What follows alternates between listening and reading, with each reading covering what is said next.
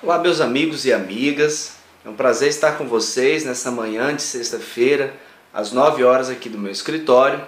Para aqueles que não me conhecem, meu nome é Eliesley Silva do Nascimento, eu sou professor de Direito Administrativo, de Direito Eleitoral, advogado militante predominantemente nessas áreas e autor de alguns livros na área jurídica, com destaque para estes que estão aqui, à minha direita, o curso de Direito Administrativo, a Lei 8.112, dentre outras obras. O motivo de nós estarmos aqui nesta manhã com vocês é comentarmos acerca de algumas alterações que foram produzidas recentemente ao texto da Lei 8.112. Para aqueles que estão nos acompanhando no Facebook e também no site, notaram que no final do ano passado foi publicada a medida provisória 632, que produziu algumas alterações no texto da Lei 8.112, as quais eu não fiz questão de tecer muitos comentários, porque como se tratava apenas de uma medida provisória, corremos o risco de o Congresso Nacional não converter em lei essas alterações. Portanto, aguardamos a manifestação do Poder Legislativo para só então tratarmos acerca do assunto. E de fato essa manifestação ocorreu, a medida 632 foi convertida na Lei 12.998. A lei foi publicada no Diário Oficial da União agora dia 18 de junho de 2014 e de fato converteu em lei todas as alterações que a MP havia produzido na Lei 8.112. Dentre essas alterações eu gostaria de comentar de modo breve apenas três. A primeira alteração foi produzida no artigo 53, no parágrafo 3º, para incluir algo que não é novidade. O próprio caput do artigo já estampava de modo muito claro, mas o legislador houve por bem deixar ainda patente aquela disposição. Qual disposição?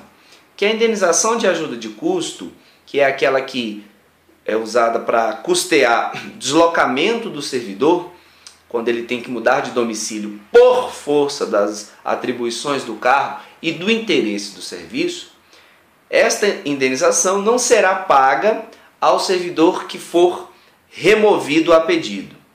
Isto é, se o servidor vai ter que alterar o seu domicílio, mas essa alteração decorre de uma remoção que ele mesmo requereu, não será paga a ajuda de custo. Tanto faz se for remoção a pedido que fica a critério da administração, negar ou deferir o pedido, quanto aquela remoção a pedido que a administração não pode negar, porque a lei determina que essa remoção é independentemente do interesse da administração. Em ambos os casos, o servidor não recebe ajuda de custo.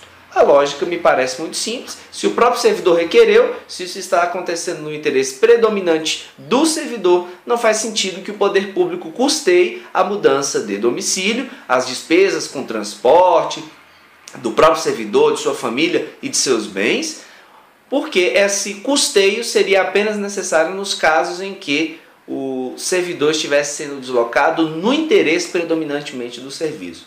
E a gente sabe, em função da realidade, que às vezes essa remoção ocorre até de modo contrário ao interesse do servidor. Ele já estava bem estabelecido numa localidade, às vezes já tinha ali laços familiares, laços de amizades, e vai ter que sair desse ambiente, vai ter que ir para outro estado, outro município, às vezes até bem longe daquele em que está, por interesse do serviço. Às vezes o servidor não deseja, mas é obrigado a suportar esta determinação em função daquele princípio da supremacia do interesse público sobre o interesse privado. Nessa ocasião, então, ele recebe ajuda de custo porque o deslocamento é no interesse do serviço. Já naquela outra que eu mencionei antes, a remoção a pedido do próprio servidor, ele não faria jus ao recebimento de ajuda de custo. Então esta é a primeira alteração que eu vou comentar. A segunda alteração foi produzida ao artigo 92, que trata da licença que o servidor pode ter para exercer mandato classista, isto é, para que ele seja presidente, diretor em sindicatos, federações ou confederações representativas de determinadas classes econômicas ou profissionais. A lei prevê então que o servidor tem direito a essa licença, mas o parágrafo 1º, que foi alterado pela Lei 12.998, publicada recentemente, estipulou uma condição para que a licença fosse deferida, ao meu ver, uma condição bastante razoável. A de que o órgão ou entidade de classe fosse devidamente registrado no órgão competente. Ou seja, a licença só é deferida se a entidade de classe estiver registrada pelo órgão competente. Então, se é uma entidade de classe profissional, um sindicato, ele tem que ser registrado no órgão competente. Se não houver o registro, não é possível que o servidor público obtenha o afastamento para exercer esse mandato classista. Portanto, é a segunda alteração. A terceira e última que eu gostaria de comentar foi produzida no artigo 97 da lei. O artigo 97 trata daquelas famosas concessões, que são as ausências que o servidor pode ter e que não serão subtraídas nem do seu tempo de serviço, nem do cômputo de férias, nem da remuneração. Por exemplo, 1 dia para doação de sangue, 8 dias para casamento, 8 dias por motivo de falecimento de determinadas pessoas. E o inciso 2º desse artigo que trata das concessões, ele dispõe, como já é conhecido de todos, da concessão de 2 dias por motivo de alistamento eleitoral. O servidor que precisasse alistar como eleitor poderia ficar ausente do serviço por 2 dias, e isso não seria computado como ausência injustificada. Muito bem, a alteração foi produzida em função do que ocorreu do final do ano passado para o início deste ano. Todos aqui devem ter tomado conhecimento, ou melhor, todos aqui obrigatoriamente devem ter passado pelo recadastramento eleitoral. A Justiça Eleitoral, então, implantando o sistema de identificação biométrica dos eleitores, convocou todos os eleitores para que fizesse o seu recadastramento como eleitor, registrando agora as digitais, melhor dizendo, né? A ideia do recadastramento biométrico é possibilitar a Justiça Eleitoral ter a certeza de que cada eleitor apenas comparecerá e votará no dia das eleições uma única vez, à medida em que ele se aproxima do mesário eleitoral, da mesa de trabalhos eleitorais, e não mais apresenta apenas lá o documento com foto, para que ele tenha acesso à urna, mas ele também deixaria registrada a sua biometria, as suas digitais, e uma vez registradas, o equipamento memoriza esses dados e impede que aquele mesmo sujeito, por um modo até fraudulento, infelizmente nós sabemos que isso ocorre ou ocorria muito no país,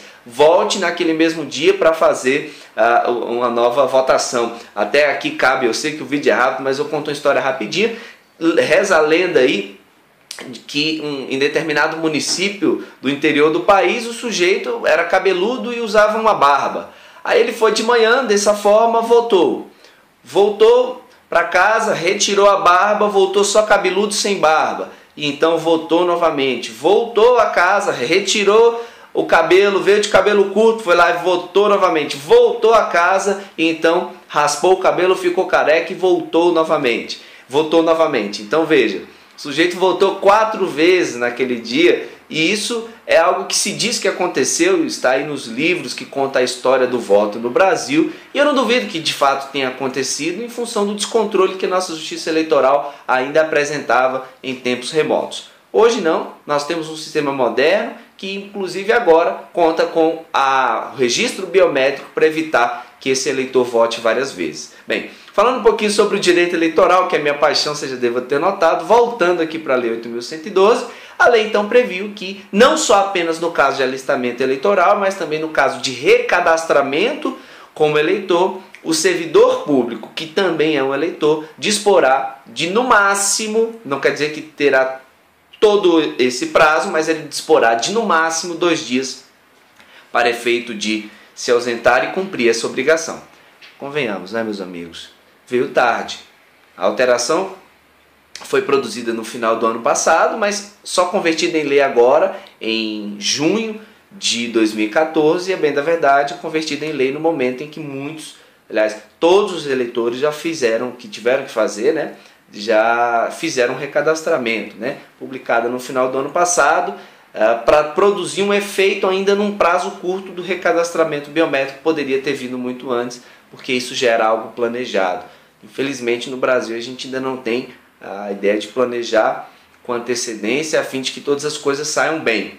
Enfim, não vamos aqui tratar desses quesitos que aí a gente extrapola a matéria. O fato é que a partir de agora, para alistamento e recadastramento, o servidor dispõe de 2 dias, tá certo? Fique atento a essas 3 alterações, elas serão muito importantes para você que lida com a Lei 8.112. Para concluirmos rapidinho esse nosso vídeo, eu gostaria apenas de reforçar que nós temos em andamento o nosso projeto do livro-aula, né? Que parte daquela ideia, né? O que você acha, por exemplo, de comprar um livro, vai na livraria, escolhe um bom livro para estudar um determinado assunto e ter o próprio autor do livro te ensinando aquela matéria e te mostrando como estudar o livro. Se eu tivesse isso na época que eu estudei para concurso, já pensou? Tantos livros que estão aqui na minha biblioteca, eu tivesse o autor do próprio livro me ensinando a como estudar aquela matéria e o livro, seria maravilhoso, eu tenho certeza. Então nós trouxemos aí ao mercado esse projeto, o nosso livro-aula, o primeiro livro-aula que saiu aqui da nossa Lei 8.112 e já está disponível. Você pode conferir no link que está abaixo desse vídeo e verificar a possibilidade já de começar a estudar a Lei 8.112. Daí você vai ter um curso online comigo completo sobre a Lei 8.112 e vai receber aí na sua casa um exemplar do livro via Correios, a fim de que você estude de modo simultâneo. À medida que a aula transcorre, você vai lendo o livro, porque a aula é exatamente em cima do livro, na ordem que os assuntos são apresentados no livro. Você não pode perder essa novidade.